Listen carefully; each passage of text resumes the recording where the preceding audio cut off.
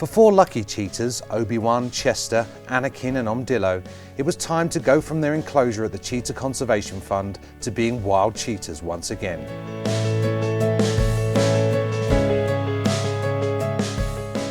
The 4 cheetahs that we called the Leopard Boys came in at varying ages. Growing up together, we felt that they could bond together and be a good coalition that could be rewilded. Our philosophy at Cheetah Conservation Fund is not to keep them in captivity, and if they have a chance to go back into the wild, we really want them to. The CCF team captured the 4 cheetahs from their enclosure and brought them back to the clinic. Each cheetah was fitted with a radio collar so they could be monitored in their new home.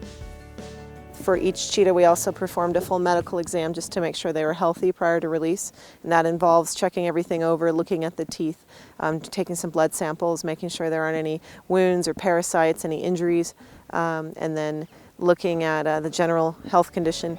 The next morning, it was time to hit the road. The cheetahs were loaded onto a trailer, some a little grumpier than others. So they had a long day before, so they'd been in crates for a while. So they weren't happy by the time we were actually loading them onto the trailer. But it did go smoothly and it went really, really well. Then the 3-hour journey to Irindi Private Game Reserve began. At this 172,000-acre paradise, the cheetahs would soon live among lions and leopards, plus an abundance of prey species. Here in Namibia, there's been several places that have developed great areas for wildlife and potential for good reintroduction or rewilding programs.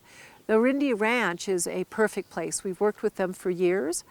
With that, they've got a great array of wildlife species, all the kinds of species that cheetahs would hunt. CCF has been carefully monitoring the health of prey populations in Namibia. Monitoring basically is very important because you will know where to set your priorities. So we need to know how many animals do we have out there in order for us to be able to design conservation strategies. The CCF team arrived just before sunset. With help from the Irindi staff, they offloaded the cheetahs at a site chosen for its convenient location to several water holes.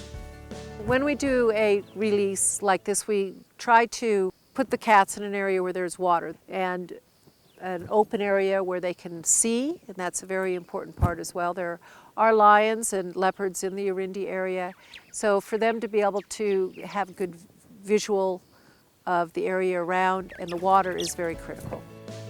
Then the release.